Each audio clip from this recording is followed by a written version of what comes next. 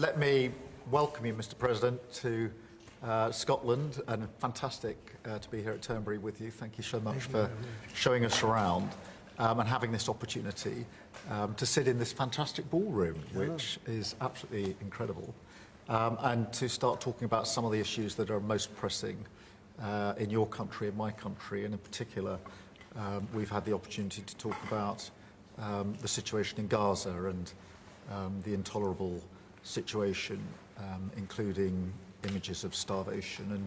And I think both of us know that we have to get to that ceasefire and we have to increase humanitarian aid in. And thank you for what you've already been doing, are doing, and are committed to, because without you, this would not be capable of resolution.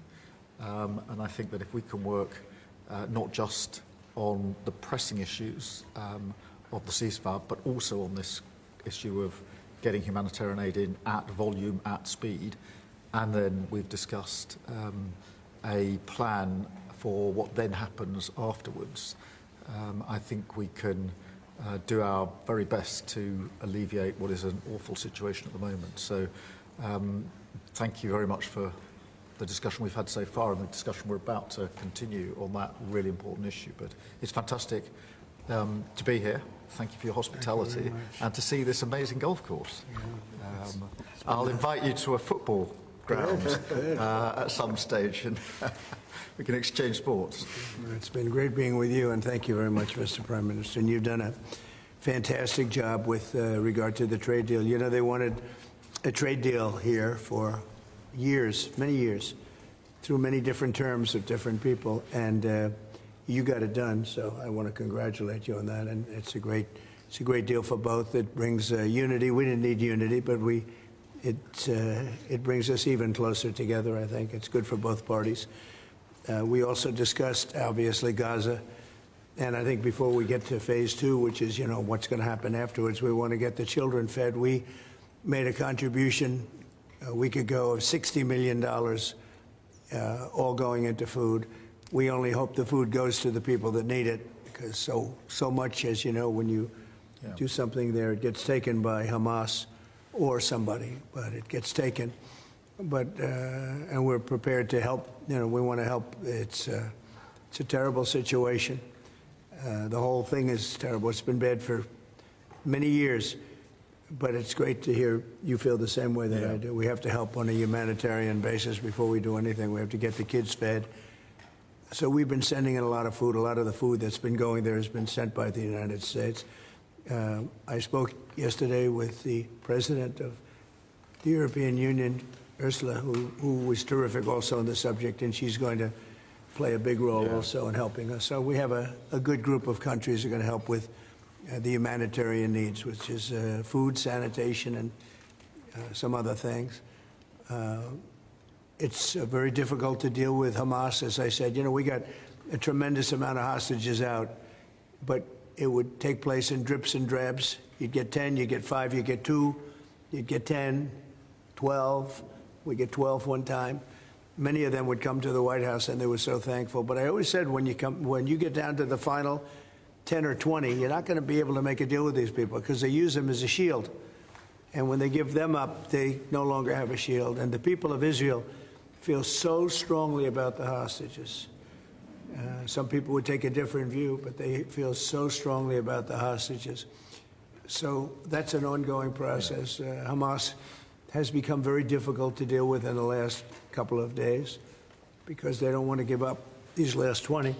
Because they think as long as we have them, they have protection. But I don't think it can work that way. So I'm speaking to Bibi Netanyahu, and we are coming up with various plans. We're going to see. It's a very difficult situation. If they didn't have the hostages, things would go very quickly. But they do, and we know where they have them in some cases, and you don't want to go riding roughshod over that area because that means those hostages will be killed. Now, there are some people that would say, well, that's the price you pay, but we don't like to say that. We don't want to say that. And I don't think the people of Israel want to say that either, which is pretty amazing. A lot of people would say, just get it done and whatever it is. You could also say speed might be better for the hostages. You go through, with speed, you may have a better chance because they're in deep trouble. They're in deep trouble. You saw October 7th, and you saw what the damage and the horror that they committed. People can't forget that. They tend to forget it, but they can't forget. That was one of the most evil things I've ever seen. And you just cannot forget that. So we're very much involved. The Prime Minister's involved. I'm involved. And I think I can speak. We just signed a very big trade deal, the biggest of them all yesterday, right? And the European Union is very much involved in wanting to help with really the Palestinians in terms of getting people fed. But the area of Gaza, another way of defining it is the area of Gaza. It's a very troubled place, and it has been for many, many years. It has been for many decades. So it's not like this just happened. This has been going on for a long period of time. So that's it. Our hearts are in the right place. We have some good news because the recent war that you just saw, they just announced, I see, the newest of the 5, now this would be 6 that we've stopped. I've stopped 6 wars in the last, I'm averaging about a war a month, but the last 3 were very close together. India and Pakistan and a lot of them. Congo was just, and Rwanda was just done. But you probably know, I won't go into it very much because I don't know the final numbers yet. I don't know. Numerous people were killed, and I was dealing with 2 countries that we get along with very well, very different countries from certain standpoints. They've been fighting for 500 years, intermittently, and we solved that war. You probably saw it just came out over the wire, so we solved it through trade. I said, I don't want to trade with anybody that's killing each other, so we just got that one solved. And I'm going to call the 2 prime ministers who I got along with very, very well and speak to them right after this meeting and congratulate them. But it was an honor to be involved, and that was going to be a very nasty war. Those wars have been very, very nasty. So we've done a lot of good work. We've had great support from the Prime Minister anytime we needed help, anytime we needed any form of support. You've been there. We appreciate it very much. And we're going to continue onward. We do have to take care of the humanitarian needs on what they used to call the Gaza Strip. You don't hear that line too much anymore. You don't hear the Gaza Strip. But it is the Gaza Strip. And it's amazing that it's not being handled a little bit differently. We're going to set up food centers, and we're going to do it in conjunction with some very good people, and we're going to supply funds. And we just took in trillions of dollars. We got a lot of money, and we're going to spend a little money on some food. And other nations are joining us. I know your nation's joining us, and we have all of the European nations joining us, and others also have called, and they want to be helpful. So we're going to set up food centers and where the people can walk in and no boundaries. We're not going to have fences, and they can't.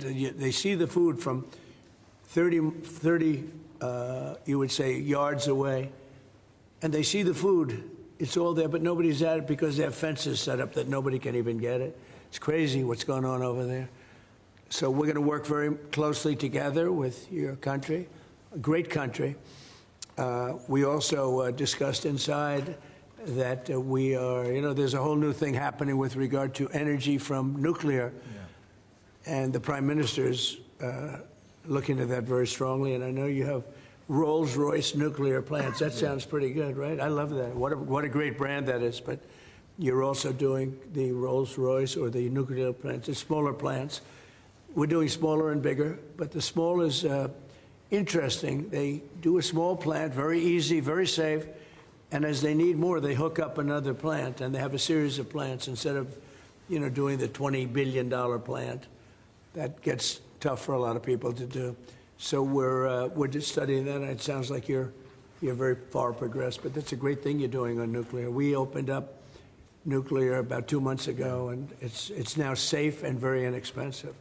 No, we see civil nuclear as a big part of the future as we go to sustainable, independent energy. And I think that between the 2 of us, we can work very much more closely on this. And we've agreed that that's our ambition, that's our aspiration, and this is going to be a big part of the future when it comes to energy. And you can see in the last few years, energy has been weaponised, prices have dictated both families and businesses across the United Kingdom, and therefore taking control of energy is a huge prize. So the more we can work together on this, the better. And small modular reactors are a very big part of the future here, and we've got great companies like Rolls-Royce involved in that. So I'm very much looking forward to working together with you, Mr. President. We'll do that.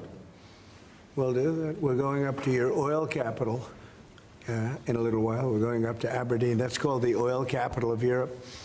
And that's a great asset that you have up there someday. If they ever change their thinking on that, you have a great and valuable asset. There's a lot of valuable resources underground there. But that's a decision for you to make. But it's a very amazing place, and it is considered the oil capital of Europe. So it's another option that you have. So we are doing really well as a country, and I think that the Prime Minister has been so supportive of us, and so strong and so respected, and I respect him much more today than I did before, because I just met his wife and family. He's got a perfect wife and family, and that's never easy to achieve, right? But I take no credit for that. But he's become a friend, and together we got a deal done that has not been able to be done. It was a deal that's very good for both parties. A really good deal for both of our countries, and very, very well received here in the United Kingdom. So thank you very much for having us. Thank you. Appreciate it. Any questions? Mr. President, on Gaza. Earlier you said that you were going to change the deadline from 50 days. Yeah. What is your new deadline? I'm going to make a new deadline of about 10 or 12 days from today. There's no reason in waiting. There's no reason in waiting. It's 50 days. I want to be generous, but we just don't see any progress being made. Mr. President, you just talked about setting up food centres in conjunction with other organisations. Right. You're talking about the Gaza Humanitarian Foundation or recognised aid agencies. How will this work? Well, it's going to be working with the United States. We'll be helping with the food. You know, we have a lot of access to food. We got a lot of food ourselves, and we're going to bring it over there. We're also going to make sure that they don't have barriers stopping people. You know, you've seen the areas where they actually have food, and the people are screaming for the food, and they're 35, 40 yards away, and they won't let them because they have lines that are set up. And whether they're set up by Hamas or whoever, but they're very strict lines, so we have to get rid of those lines. But we're going to be getting some good, strong food. We can save a lot of people. I mean, some of those kids that's real starvation stuff. I see it. And you can't fake that. So we're going to be even more involved. We did some airlifts before, some airdrops, and the people are running for it. And the Prime Minister is going to help us. They're very effective with that. You've done that before, and for many, they've done that for 100 years very well. So it's not very hard to do, actually. Yes. President, you say you love Scotland. You're the most Scottish president ever in the White House. Is there a better deal to be done for Scotland, for Scottish industry, in the deal that you've done with the Prime Minister? Whisky, for example. Well, I have great love for Scotland. You know, my mother loved Scotland, and she loved the Queen. I don't know, I might hurt myself by saying that the monarchists are going to like it, some other people, but she loved the Queen. Whenever the Queen was on television, she wanted to watch. And she would come back religiously. She'd come back to Scotland once a year with my sister Marianne, primarily, and sometimes my sister Elizabeth also. But they love this part of the world. And, you know, we're talking about the Isle of Lewis. We're talking about serious Scotland. That's serious Scotland. There was no doubt about it. So, yeah, it gives me a feeling, you know, it's different. You go to another country, you have no relationship to it. You get to like maybe the head of the country or something. But it's different when your mother was born here, Stornoway, right in Stornoway, a beautiful little place. Is there a better deal to be done for Scotland, for whisky, for example? Because of your love of Scotland, is there a better trade deal to be done for Scottish businesses like whisky? Well, I assume when we do our trade deal overall, a lot of it comes to Scotland, I hope. Maybe all of it should go to It's a Scotland. very good deal for the whole United Kingdom, and we're already achieved great things under the deal, and we'll achieve even more as we work together. A lot of it is Scotland. I mean, I do know that, but I mean, we're dealing with the UK, but a lot of it comes to Scotland. And you know, I was very particular. This is a part of the world I want to see thrive. It's going to thrive. Mr. President, back to Gaza. You talk about Hamas stealing food and stealing aid. What responsibility does Israel have for limiting aid to the region? And if I could ask a follow-up to the Prime Minister, what pressure can be put on Israel? Is that something that you and the United States could work on together? Israel has a lot of responsibility. They're hampered by the fact that you still have 20 hostages or so. And the people of Israel are very concerned about the 20 hostages. It's very interesting. You could say they could be more concerned about retribution than the 20 hostages, but they really want the 20 hostages to survive and live to make it. You know, many of the hostages came to my office in the Oval Office, and I was amazed by, I would ask them the question, was there any sign of love? Was there any sign of, when you were a hostage and you have all of these people from Hamas around you, sometimes 100, sometimes 10, sometimes 2, but you're a hostage and you're being stored in a pipe. It's not even really, you know, a cave or anything. It's a pipe, a little pipe. And some said they didn't think they were going to make it because they were losing air. There wasn't enough air, and they'd open up the pipe just in time, but they didn't do it on purpose. They just happened to open it. They got lucky. But I said, did they ever wink at you and say, like, don't worry, you're going to be okay? Did they ever give you some extra food, even if it was a piece of bread? Did they ever give you anything during that time? And some were there for 400 or 500 days now, right? It's a long time, a year and a half, more than that. And not one person said there was any love from anybody. You know, in other words, you have hundreds of people, and you see it in the movies where somebody's a prisoner and somebody's helping. You even see it with Germany, where people would be let into a house and live in an attic in secret. You know, you'd see signs of some. I said, did you see anything like, did they wink at you? Did they say, don't worry, you're going to be okay? I never received, I ask that question all the time. I've never received one answer that said, yeah, they really wanted to help. No, the hatred is just incredible. But certainly access to food issue. And what more can Israel do? Well, I think Israel can do a lot. I will say that Iran, I think, interjected themselves in this last negotiation. Can you imagine the beating they took? We wiped out their nuclear possibilities. They can start again. If they do, we'll wipe it out faster than you can wave your finger at it. We'll have to do that. We will do that gladly, openly and gladly. They've been saying, Iran's been sending out bad signals, I'll tell you. For a country that just got wiped out, they've been sending very bad signals, very nasty signals.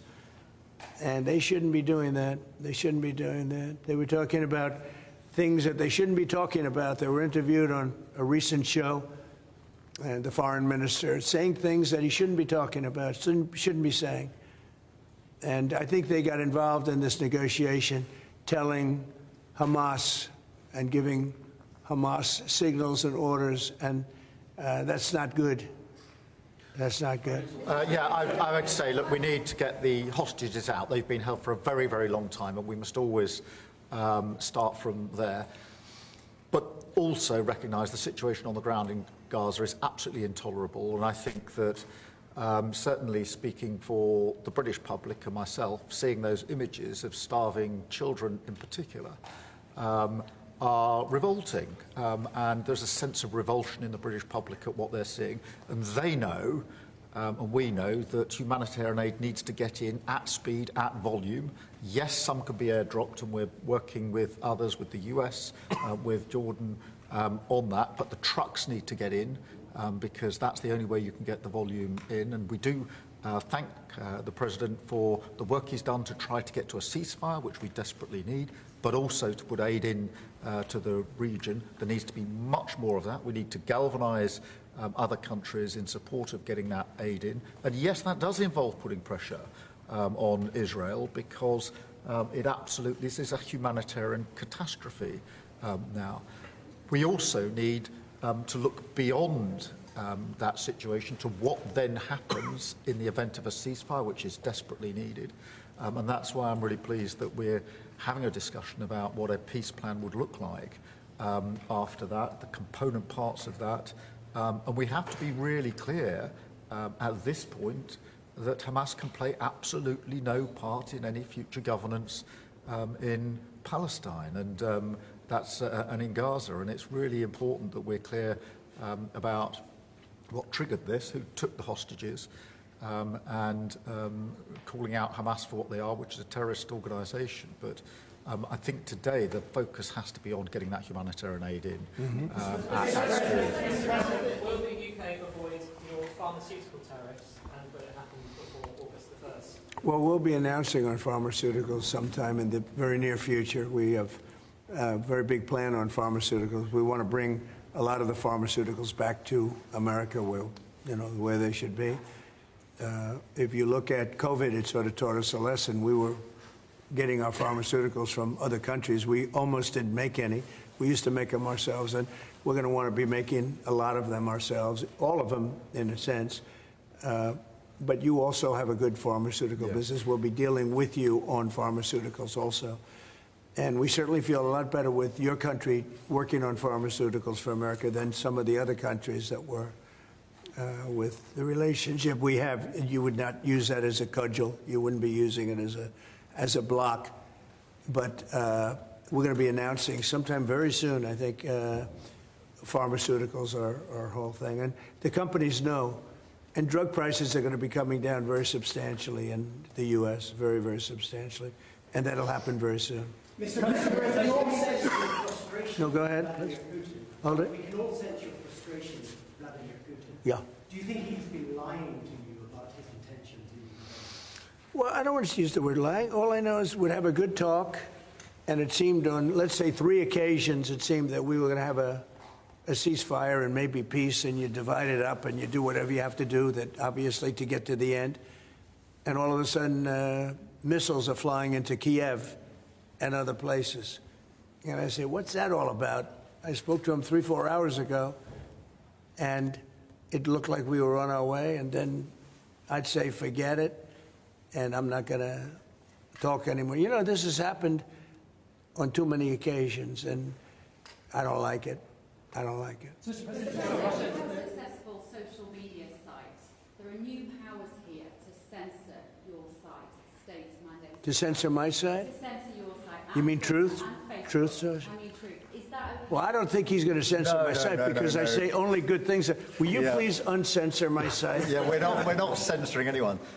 We've got some measures which are there to protect children, in particular from sites like suicide sites. We've had too many cases in the United Kingdom of young children taking their own lives, and when you look through their social media, they've been accessing sites which talk about suicide and encouraging, if you like, children down that road, and that is what we want to stop. There's nothing about censoring free speech. But this country is the proud free speech in this country has been for a very long time. We're very, very proud of it. We will protect it forever. But at the same time, I personally feel very strongly that we should protect our young teenagers, and that's what it usually is, from things like suicide sites. I don't see that as a free speech issue. I see that as a child protection issue. We actually passed a bill in Congress, headed up by my wife, actually, which was to pull bad stuff out having to do with children, because it is a problem. But I cannot imagine him censoring Truth Social. That's more of a very political, and it's been a very big success. Not going to happen. And I only say good things about him and his country, so they say to me, you're making a mistake. I'm going to give my ambassador the job, make sure it's not censored. It's not happening. I had not heard that. You're a big investor in this area, Mr. President. Say it? You're a big investor in this area. To put it mildly. Like this ballroom that we built from scratch. Do you worry, though, about the risk of increased taxes here? Will that stop you investing? And do you have a message last time on the soccer to the English lionesses who won the European trophy? So I think that I have a theory that low taxes bring growth. We just passed a big tax cut bill, the biggest bill in the history of our country, actually. And one big, beautiful bill. I used to call it the great one big, beautiful. We took the word great out. But it's actually called the one big, beautiful bill. It's essentially a very large tax cut bill for everybody. And our country's, pretty soon, I think I can say it right now, our country has never done better. We had a country that was dead. It was dead 6 months ago, a year ago. Leaders from NATO, we had a very successful meeting at NATO. Your prime minister was there. It was an unbelievable love fest with all of those countries. And they agreed to go 5% and all the things. Very smart to do. But many of the leaders said, you know, essentially, they said, your country was dead 1 year ago. 1 year ago, we had a dead, and we did. We had a dead country. We had a president who didn't know where the hell he was. We had horrible, horrible people running our country.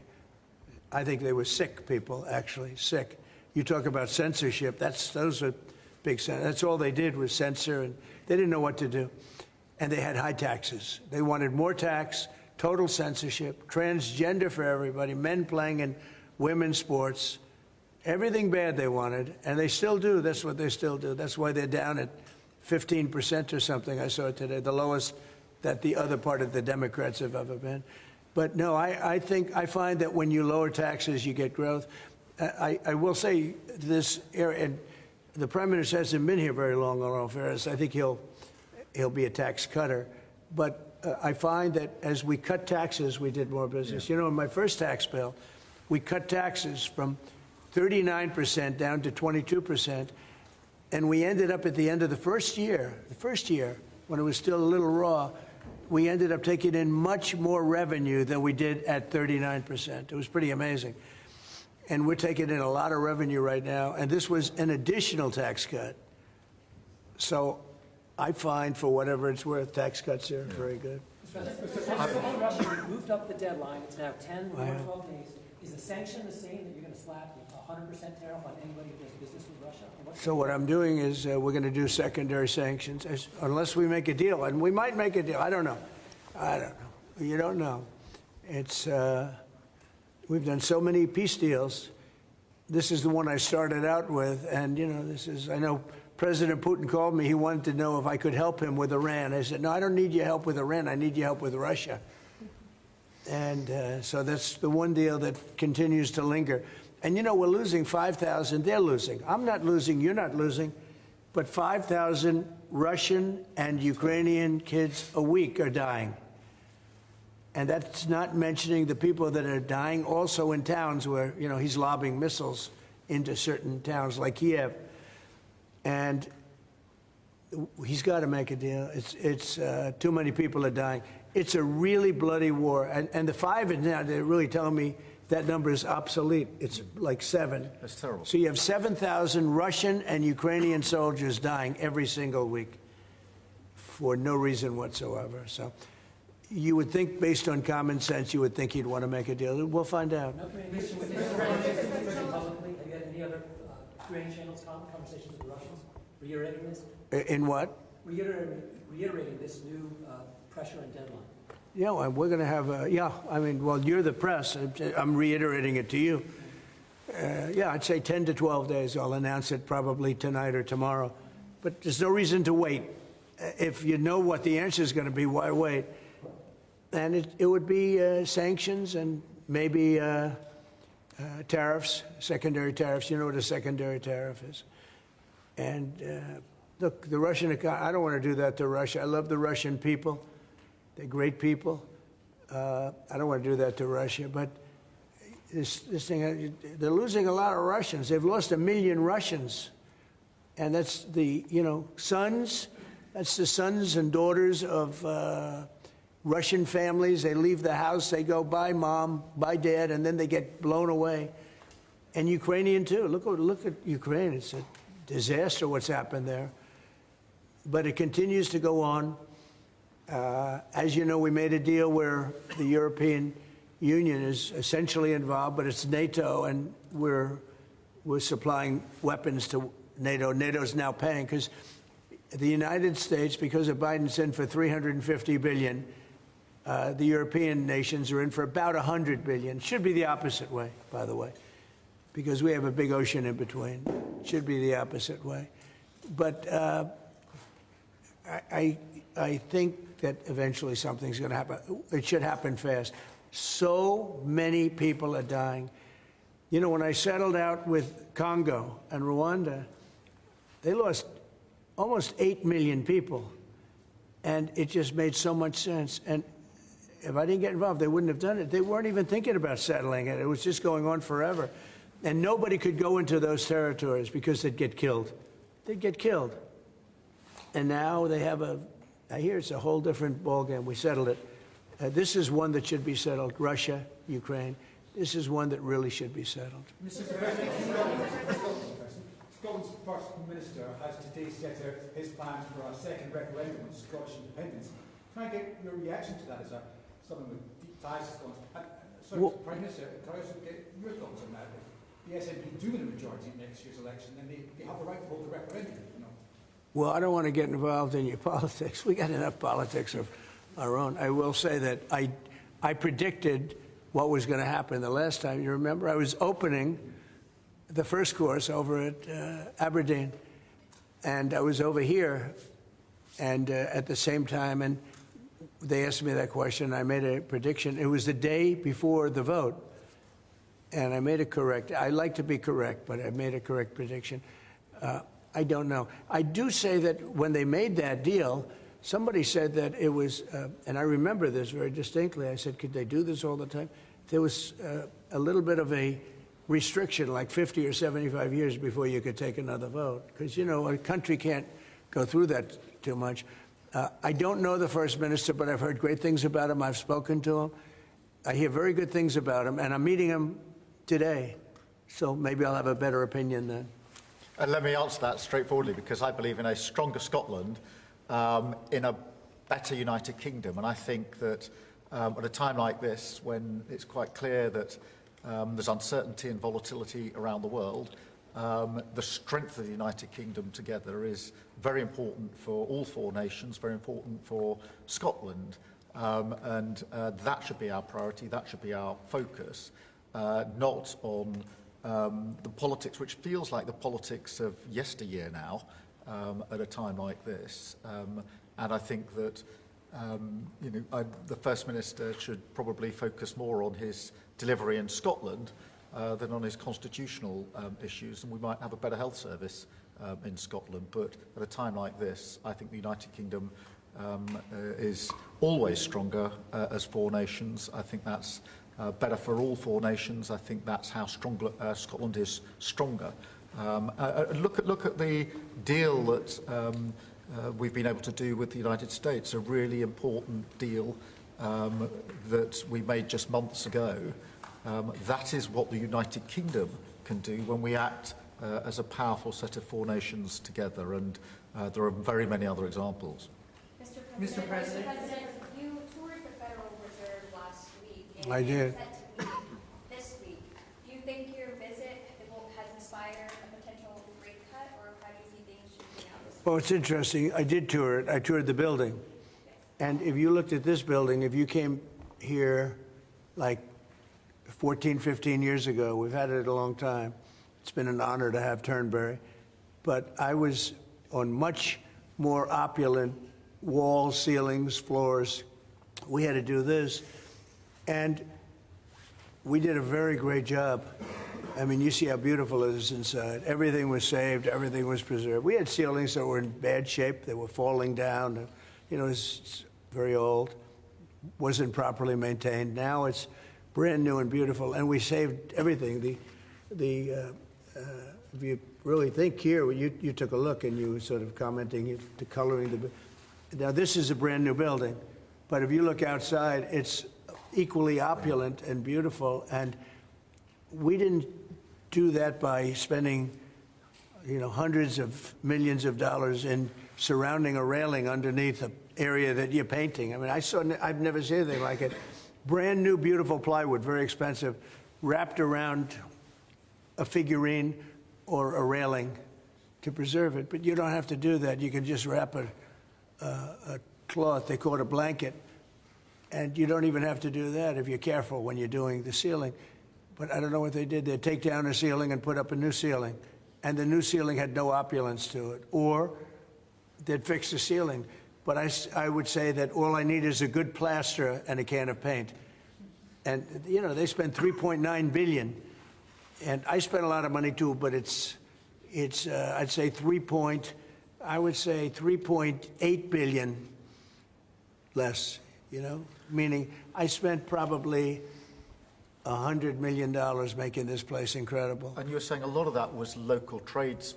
I used local We were trades. looking at the windows, I think, in Right. the next room. I had local trades do a lot of this. We have the most opulent windows next door, and I had a choice. Do I take them out? And, you know, they've suffered through 125 years of storms. You have very big storms in this area. When you have a storm, you have a storm. We do it properly. And they made it, barely, but they were in bad shape. So I had some local people come up, and we looked at them. You have some great craftsmen here, I think is what you're getting at. And they said, sir, honestly, they've had it. We can copy it and do it much better. And they did. If you take a look at the windows in the various dining rooms, they're magnificent. And they're new, and they're much better looking than what was there. Same exact look, other than a much higher quality. And they're local people. I use a lot of your local people. You have really great local tradesmen here, yes? But do you foresee a rate cut this week? Do you expect A rate cut? Yeah, Meaning a tax cut? No. Do you expect the Fed to cut rates this week? Oh, I think he has to. You had 11 cuts, you know? In Europe, they had 11 cuts. In other places, they had 10 or 11 cuts. And we had none, but I'm not going to say anything bad. You know, we're doing so well, even without the rate cut. With the rate cut, it would be better. It affects our housing a little bit. Look, we should be 3 points lower. Each point is $360 billion. Can you imagine that? That's big numbers. Each point, 1 point of cut, is the equivalent of $360 billion in savings. That's big stuff, you know. Those are big numbers in the U.S. Everything's big. He should cut. A smart person would cut. You know, he leaves very soon, so it's like one of those things. But I'll miss him greatly. I'll miss him. Turnbury, if I may, have you or will you enlist the Prime Minister in your effort to bring the open back to Turnbury? And Prime Minister, you described this beautiful course. Do you agree with the President that it's time to bring the open back to Turnbury? Well, as you know, that's not a matter directly for me. That's for the sporting authorities. But look, I mean, it is the first time I've been here. It's absolutely magnificent, both inside and out, and looking at the courses itself and the building. It's incredible. But the decision on the Open is not a decision for me, as you'll understand. I should just pick up on the earlier question, because I, for one, will say congratulations to the Lionesses. Last night, our women's football team won the Euros, well, defended the Euros, I should say, it's a big story. which was a really big success, and the mental and physical resilience that they showed was quite incredible. So it's a big deal. There's a lot of bunting out today and tomorrow to celebrate them bringing that cup home. Did you get the chance to do any planning for the upcoming state visit? And I mean, how is that going to work? Where would you stay? And anything about this? Well, I'm looking forward to it. It's never been done before, twice. We had our original at Buckingham Palace, and now I guess we're going to Windsor. And it's never been done, and I'm a big fan of King Charles. I've known him for quite a while. He's a great guy, a great person. He looks really well to me. He looks great. So we look forward to coming over. It's going to be... It was one of the most beautiful evenings I've ever seen. I hate to say it, but nobody does it like you people in terms of the pomp and ceremony. It's true. And I look forward to being here with the ambassador. Our ambassador is a very, very successful man who just wanted to do this. And I said, how are you going to be able to do that? And he's so committed to, you know, the relationship between the countries. But he's a very great guy and a very, very successful man. So I very much thank you for doing this. No, thank you for the honors. Mr. President, will you go to London, or are you worried it's no longer about About what? Will you visit London during the state visit? I will. I'm not a fan of your mayor. Why not? I think he's done a terrible job, the mayor of London. But the nasty person. I think he's done. I think he's a friend of mine, actually. No, I think he's done a terrible job. But I would certainly visit London. Yeah. Would you like Gaza? So MP Nigel Farage has asked Parliament to be recalled when you're there. Well, I like Nigel. I mean, Nigel, as you know, is a friend of mine. Nigel's done very well. He's a friend of mine.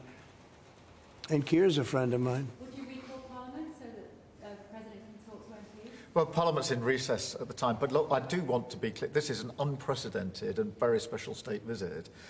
This has never been done before, and there'll be many elements of it that have never been seen before. So this is going to be a historic occasion, and we're all very much looking forward to it. And I was very, very pleased to be able to put forward the invitation when we were at the White House earlier this year. So, but this is not just a state visit.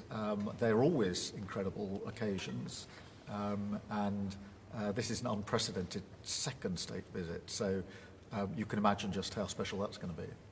The fact that it's never been done before, and that's because it's non-consecutive, and it's the only reason it could be, made it even more interesting, frankly. So it's going to be great. And being with Charles and Camilla and everybody I've gotten to know because of 4 years and now 6 months, gotten to know a lot of the family members. They're great people.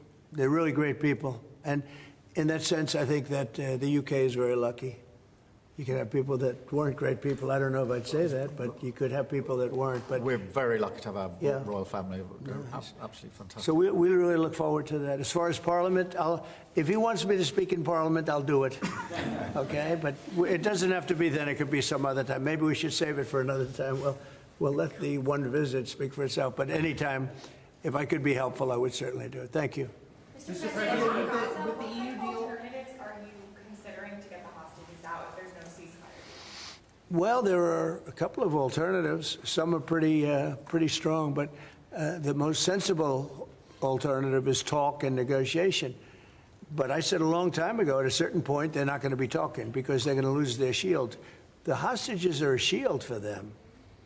They did horrible things on October 7th, and the hostages are a shield. And I said, you're going to get down a number, and the number's going to be at a point where you're not going to be able to get them back unless you're going to be very energetic, or to put it a different way, unless you're going to be very ruthless and violent. It's a bad situation to be in, very bad. Mr. President, with the EU deal last night, you talked during the campaign about President Putin respecting you and not helping you have a relationship with him. Do you still feel that way, that he respects you, considering the conversations you've had that have been really nice? Yeah. I've always gotten along with President Putin. I have had a great relationship with him. And he went through the Russia hoax, too. I mean, it was, we used to talk about it. We used to say, it's too bad we really can't do anything between our country, because if we did, they'd say, it's, some. Look, I was tough on Putin because I was the one that closed up Nord Stream, and Biden came along and opened it up. I was very tough on Putin in one way, but we got along very well. And I never really thought this would happen. I thought we'd be able to negotiate something out. And maybe that'll still happen, but it's very late down the process. So I'm disappointed. And, the funny thing is that their economy isn't that big, and it's having a hard time right now. But it's a relatively small economy. A strong military, but strong economy. And it used to be a strong economy. Now it's not. He's going through a lot. Economically, it's not easy. But it's pretty small, compared to that magnificent size of that land. The land is massive. It's got, I guess, 9 time zones or something. It's a massive piece of land. Russia could be so rich. It could be so rich. It could be thriving like practically no other country.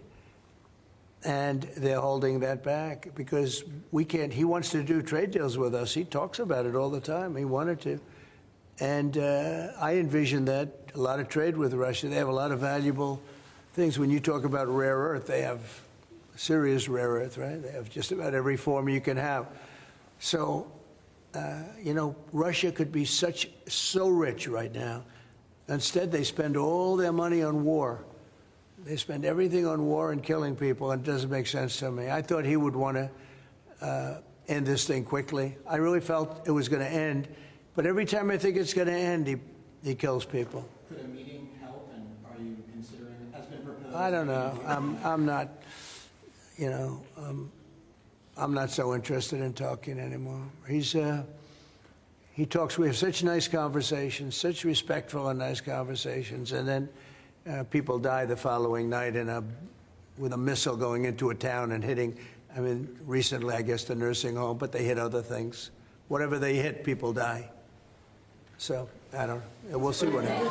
We've just had a sense of your differences in political persuasion when Nigel Farage and Sadiq Khan came up in conversation. I wonder if you have any advice, either of you, for a very divided, polarized world on how you make your relationship. Not differences, yeah. Not differences. I happen to like both men. I like this man a lot, and I like Nigel. And, you know, I don't know the politics over here. I don't know where they stand. I would say one is slightly liberal, not that liberal, slightly, and the other one is slightly conservative. But they're both good men. Mr. President, Well, look, I mean, we like each other, we respect each other, we get on, and we've both got a great love of our countries, of our families, and therefore there's a huge amount that we have already achieved, actually, together, and will achieve as we go forward, leading our respective countries, and of course the relationship between our countries. Donald, we were talking about this morning. That whether it's defence, security, intelligence sharing, it's a close historic relationship. We have fought together in the past. We've always stood together.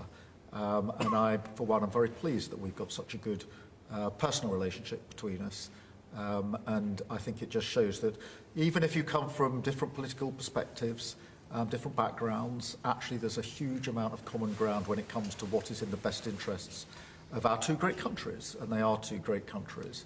And I think that because we focus on what's best for our countries, we get along very well, and I'm very pleased that that's the case. Mr. President. Well, I do know he wants to cut taxes as much as he can, and you know, politics is pretty simple. It's I assume there's a thing going on between you and Nigel, and it's okay. You know, it's two parties, but generally speaking, the one who cuts taxes the most, the one who gives you the lowest energy prices and the best kind of energy, the one that keeps you out of wars. He's kept you out of wars, but the one that keeps you out of wars. You know, you have a few basics, and you can go back 1,000 years, 1,000,000 years, whoever does these things, but low taxes, keep us safe, keep us out of wars, no crime, stop the crime. And in your case, a big immigration component, you know, because I know that your attitude has become strong on immigration, strong on the toughness of immigration. But I think whoever's going to be, I think I won because we had a lousy president, to be honest with you. We had an incompetent president. But I won because I was very strong on immigration. Now, we had inflation. We had sort of a bad economy with this guy. We had a lot of problems. But I focused on immigration more than I did anything else. And I think I won because of immigration. I think I won because of the border. I had a bad border where millions of people were coming in to our country illegally. And as you know, in last month, 0 people came into our country illegally, 0. So we went from a bad, incompetently run border to the most competently run border that anybody's ever seen. Prime Minister, the President makes it look easy dealing with illegal migration. You must be envious of his record in such a short period. Well, I think we've been discussing illegal migration is a huge issue in both of our countries. In the United Kingdom, it is a real cause for concern, and that's why we must bear down on it in all its aspects, upstream, across Europe, where a lot of ours comes into through northern France, across the Channel, working with our allies, with our colleagues, to break the gangs that are actually running this trade.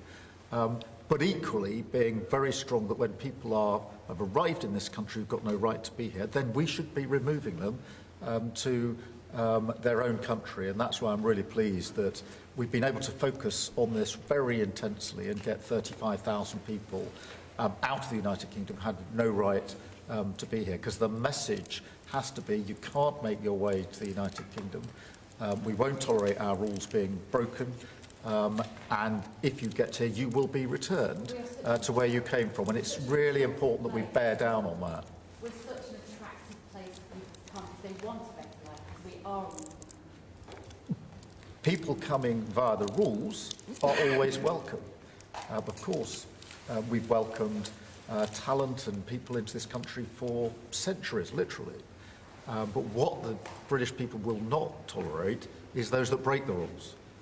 Those that come through irregular routes, and that's the really important distinction here, and that's what we're bearing down on. And I'm really pleased that we're through pretty well all of the international engagement I've done, all the meetings I've had, the country we've done deals with. We've done deals with countries in the last 12 months that many people thought it was not possible to do deal with when it came to immigration, irregular immigration, and we've returned thousands of people who've got no right to be here. And that, I think, is, for the British people, we're a reasonable, tolerant country where people are coming lawfully to contribute to our communities, to our country. Then, of course, they're welcome and have made a great contribution. But what people will not tolerate is those that are breaking the rules. And that is an issue of today, but it's a very British thing.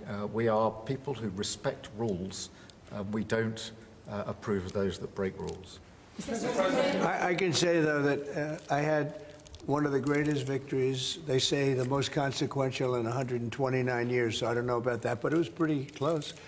And we won all of the swing states, which never happens. We won the popular vote by millions of votes. We won, tremendous electoral college sweep. And I believe I did it more than anything else because of my strong stand on immigration. And I don't think this country is any different in that sense. I think it's a big factor. And it is with a lot of the European countries. Some of the countries have lost their way, and they have tremendous crime because of it. I mean, you had countries with no crime that now have tremendous crime. And you know the countries, and I know the countries. And so I think it's a huge factor in any election, not just this election, but in any election. I think the one that's toughest and most competent on immigration is going to win the election. But then you add low taxes and you add the economy.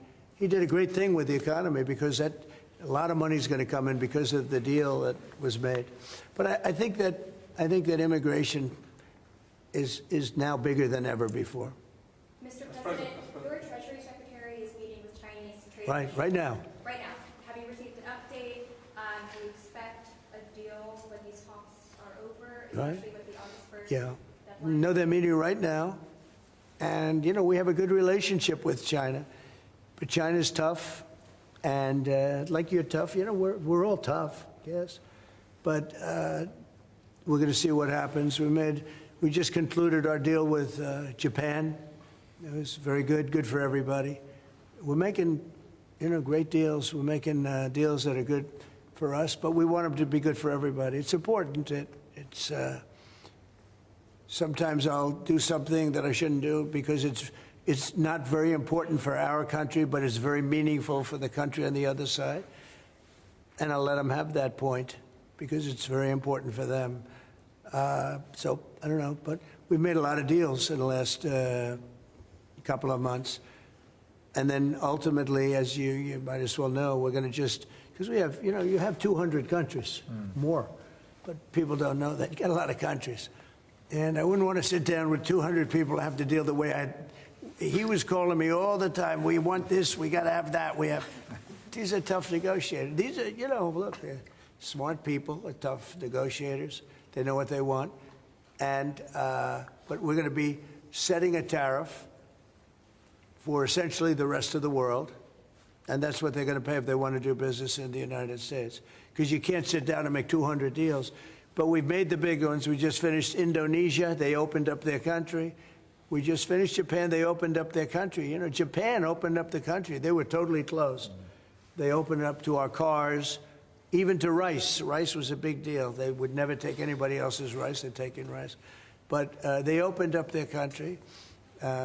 Philippines, we just finished. They opened up their country. They were very closed.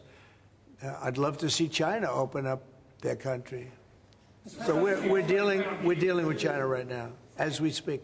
Yeah, we're dealing with China right now. The deal you've got with the UK is better than the one with the European Union. Is that because you think Brexit was a good idea for this country? No, look, you know, we have a very special relationship with this country. Like, you know, my mother was born here. And not only born here, loved it. She'd come back, I told you, religiously every year. And she'd go up to Stornoway and see her relatives.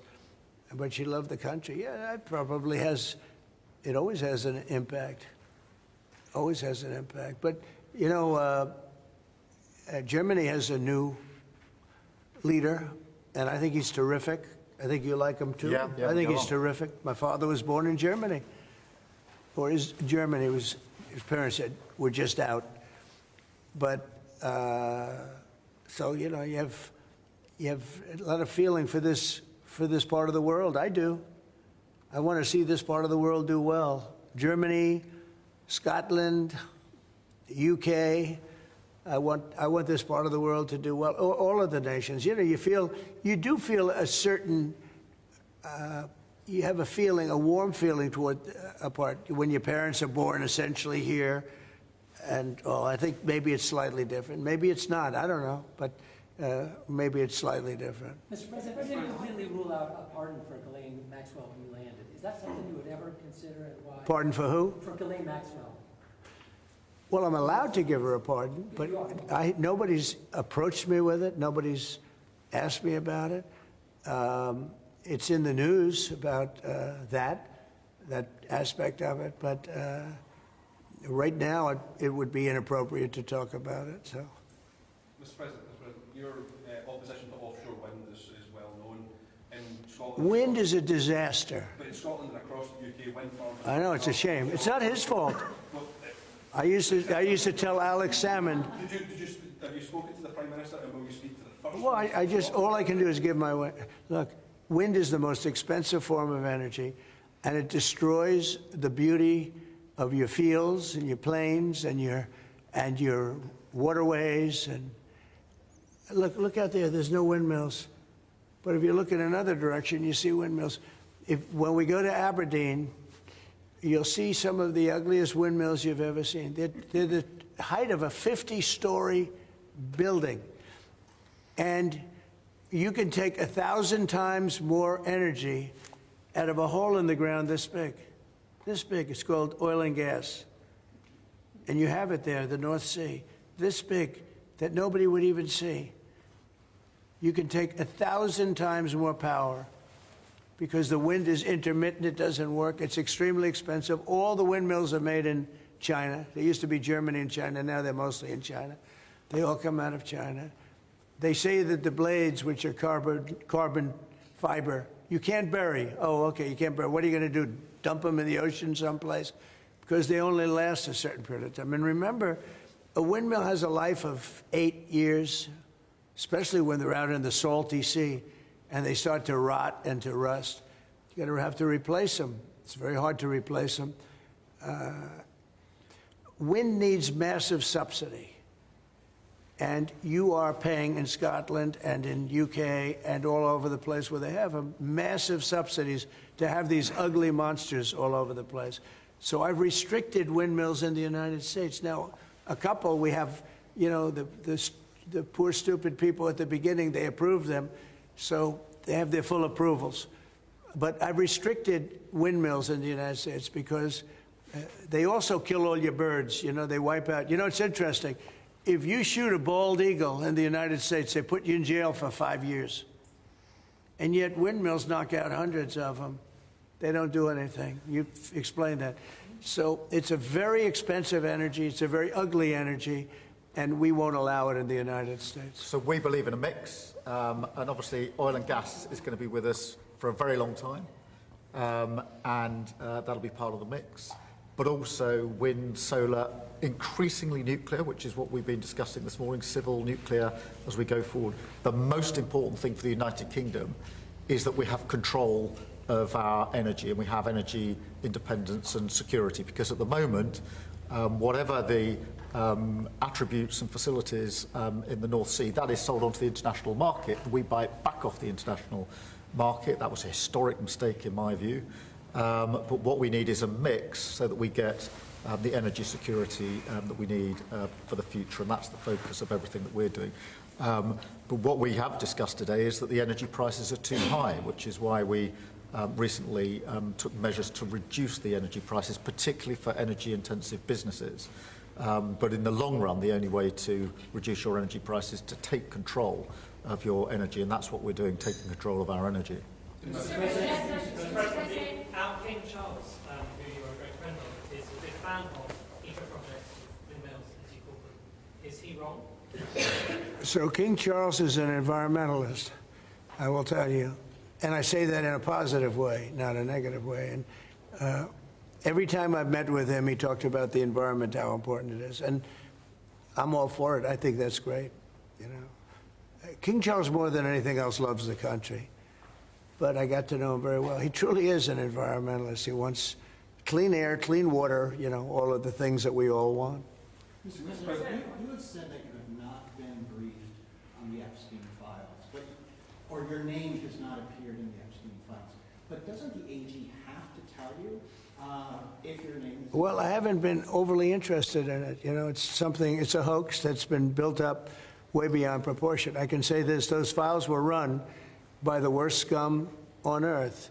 They were run by Comey, they were run by Garland, they were run by Biden and all of the people that actually ran the government, including the auto pen. Those files were run for 4 years by those people. If they had anything, I assume they would have released it. The whole thing is a hoax. They ran the files. I was running against somebody that ran the files. If they had something, they would have released. Now, they can easily put something in the files that's a phony. Like, as an example, Christopher Steele, a person you know well, happens to be from your country. But Christopher Steele, as an example, wrote a book, a dossier.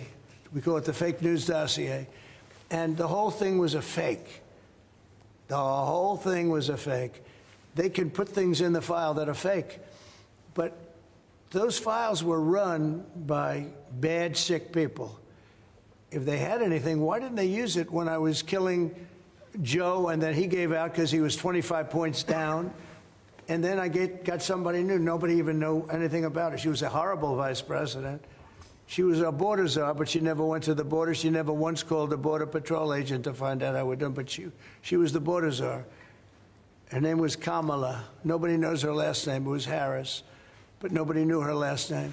So I ended up, how would you like to end up in a race where you're killing somebody, you're beating him, and then they say, all right, we'll take him out. He's not working. Let's put somebody else. And then she had a 6-week honeymoon. It was amazing. They predicted she will have a 6-week honeymoon, and she did. And then she got slaughtered. But think of it. Those files were run by these people. They were run by my enemy. If there was anything in there, they would have used them for the election. Yeah. Do you think that drawing, I think I heard you say something the other day, that the drawing that was the subject of the Wall Street Journal report. I don't do drawings. I'm not a drawing person. Do you think it was fraudulent? I don't do drawings. Sometimes people say, would you draw a building? And I'll draw 4 lines and a little roof, you know, for a charity stuff. But I'm not a drawing person. I don't do drawings of women, that I can tell you. They say there's a drawing of a woman, and I don't do drawings of women. And also, you know, Epstein was always a very controversial guy. I was at a very high position, you know, pretty much all my life. In all fairness, I've been doing this for a long time. I had the top show on television. I had the #1 bestsellers. I had everything, right? And I was a very successful business guy. He was a very controversial. Who would do a controversial drawing? Now, with that being said, they say there were many letters done by many people. And in many big people, you know, big successful people. But I just don't. When you talk about files, I just keep going back, and other people too. Even the enemy says this thing is not correct, because if we had it, we would have used it on the guy. It's a bad issue. They say it's a good issue for Trump. Do you know that my poll numbers are up 4.5 points since this ridiculous Epstein stuff? My poll numbers have gone up 4.5 points because people don't buy it. Okay, people don't buy it. And he's gone, and we want to focus on trade deals. I want to focus on the deal we just made with the European Union, which is the biggest trade deal in history. It's the biggest deal, I think, in history, not just trade deal. So if they would have had something, they would have used it. And Yeah. people keep writing stories about the time he threw him out of Mar-a-Lago. Can you settle that? What was it about? What caused the breach with him? That's such old history. Very easy to explain, but I don't want to waste your time by explaining it. But for years, I wouldn't talk to Jeffrey Epstein.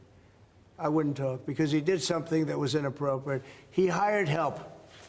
And I said, don't ever do that again. He stole people that worked for me. I said, don't ever do that again. He did it again. And I threw him out of the place, persona non grata. I threw him out, and that was it. I'm glad I did, if you want to know the truth. And by the way, I never went to the island, and Bill Clinton went there supposedly 28 times. I never went to the island, but Larry Summers, I hear, went there. He was the head of Harvard. And many other people that are very big people. Nobody ever talks about them. I never had the privilege of going to his island. And I did turn it down, but a lot of people in Palm Beach were invited to his island. In one of my very good moments, I turned it down. I didn't want to go to his island. Yeah. Mr. President, on Gaza, next time you speak to Netanyahu, what will you ask him to do? Say it what, louder? Next time you speak to Netanyahu, what will you ask him to do? Well, I'm going to say, look, we're giving money and we're giving food, but we're over here and we're over in the United States, and I think I can speak for the Prime Minister. We're giving money and things. He's got to sort of like run it. Well, I want them to make sure they get the food.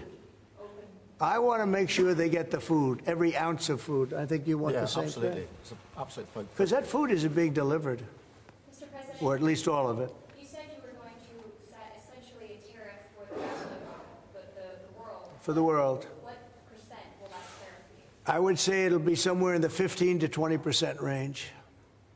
So maybe 15 or 20? Or? No, I said, I sort of know, but I just want to be nice. I would say in the range of 15 to 20%. Probably one of those two numbers. UK and steel aluminum makers here are worried about tariffs. Will you do anything to help them here? Aluminum? You're a pretty big aluminum maker. Right? Yeah, that's already covered in the deal that we've agreed. So we're just doing the implementation of that. But Mr. President, when will that come down from 25% to 0? You mean on the overall, on the world? On steel and aluminum from Britain, it's 25. Well, we're going to know pretty soon. We're going to have it pretty soon. You have no idea that these people are tough negotiators, okay? But we're a big buyer of steel. But we're going to make our own steel. We're going to make our own aluminum for the most part. But we buy a lot of aluminum from right here, and a lot of steel too. Yeah. Who are you with? Who are you with? Because you're asking such a nice question. GB News, that's from GB News. Very good. Good. They're lucky. We have a lot of unhappy farmers in this country at the moment, and I'm sure the Prime Minister won't thank you for raising this. We've had changes to inheritance tax, which mean a lot of farmers feel they're going to lose their farms when they die at their father. How important are farmers to a country? You mean they're going to lose the farm because of estate taxes and things? So what I've done, Pay so much, they're cash poor, but they have great. I know, well, they're cash poor. They're land rich and cash poor. A lot of people are. I've had that too. Sometimes I'm land rich and cash. Sometimes I'm cash rich and land poor.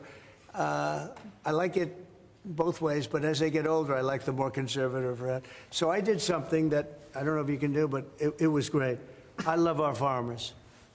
As you know, in our tax bill, we have a clause that's very important. We were losing a lot of farms to the banks because a loving mother and father would die and left their farm to their children or their child, but their children, their family.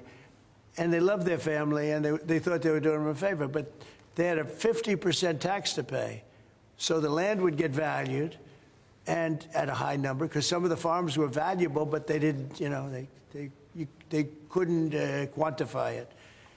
And they'd go out and borrow money to pay the estate tax, or the death tax, as it's called, and they'd overextend, and they'd lose the farm, and they'd commit suicide in many cases. No. Our levels are nowhere near 50%. They're not. We've just introduced, where it's paid over many years, works out. Well, that's good. An extra 2% a year over 10 years. So it's not at those levels by any stretch of the imagination. But the other thing that we've done, as you know, is make sure that we've got a pathway for farmers that actually increases their year-on-year income, which is the most important thing. And in all of the deals that we do, we ensure that our farmers are the central focus for much of it, particularly on the agriculture, including in the US deal, because I don't think we can go on for years saying that it's acceptable for farmers to have a year-on-year income which isn't sufficient. We've got to fix that problem. We can't simply live with that problem, so it's a very different situation. Well, we ended the estate tax. There is no estate tax on farmers. So when a parent leaves their farm, because again, a lot of these farms, they don't make a lot of money, but it's a way of life, and they love their way of life, and they love that dirt. That dirt is the most beautiful thing they've ever seen. They love it. I mean, they're farmers. They love doing it. They don't know how to do anything else, but they don't want to do anything else. I speak to farmers. I say, would you like to live in my penthouse in Manhattan? It's the most beautiful. No, sir, I want this farm. And what happens is, I mean, we were losing a lot of people to suicide. They'd borrow money to pay the estate tax, and they were not able to pay it. And some banks are ruthless; they wouldn't do anything, and they would end up committing suicide. We have totally ended the estate tax in those situations, so there's no estate tax. So when a parent leaves the farm to the kids, they don't have to worry about their local, possibly unfriendly banker coming in and stealing their farm. One of the hot button issues in Britain is migrants being housed in hotels and people in the local communities not feeling safe. Is that an appropriate place to house migrants? I don't like anything about it. They shouldn't be allowed in. Anybody illegally should not be allowed in the country. Thank you all very much. Thank you.